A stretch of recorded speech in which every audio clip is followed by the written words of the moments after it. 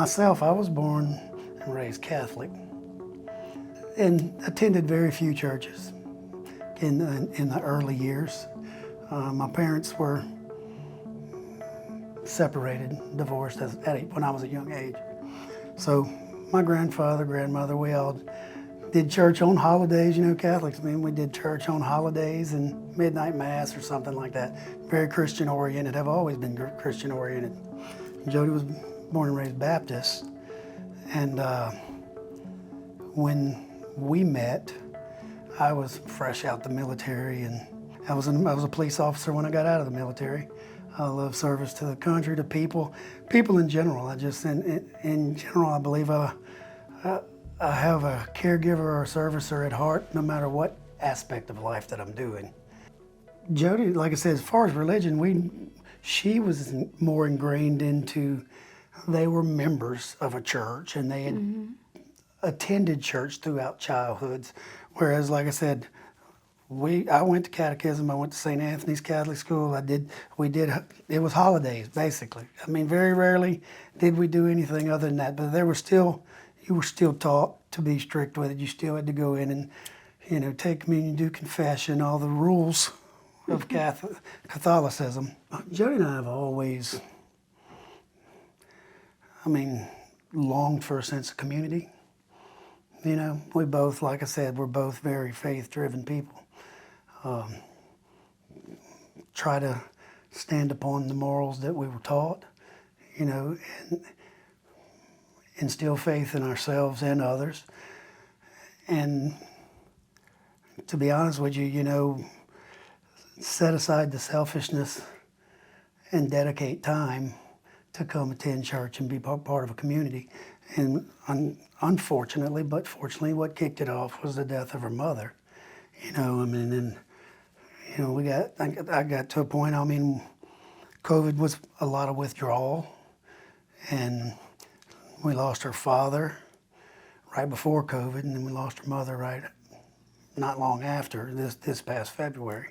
I felt we needed a sense of community in order to help her and myself become part of something that's more than just lip service, likes on Facebook, stuff like that. But we're all humans, and the comfort of knowing that you're needed is good. Easter Sunday was our first service at the table, and we've been to the story once, and I fully intend the traditional service as well. I'm excited that Pastor Kennan's going to baptize me on Sunday, because as an adult, I think it's going to be important to choose my own path. I was christened a couple of times as a child because I was born extremely premature, 4 pounds, little over 2 months premature. So I was christened in an incubator, and then I was christened once again when I had double pneumonia when I was about to pass. And the big man said, "I'm not ready for you to go yet." And then I was christened at Our Lady of Mercy in the chapel once I was released and actually a part of the world. A big part of our life that definitely causes a need for community and care is that we weren't able to have children. And I truly, truly, truly hate that, specifically more so from her, because I don't think there would be a better mother.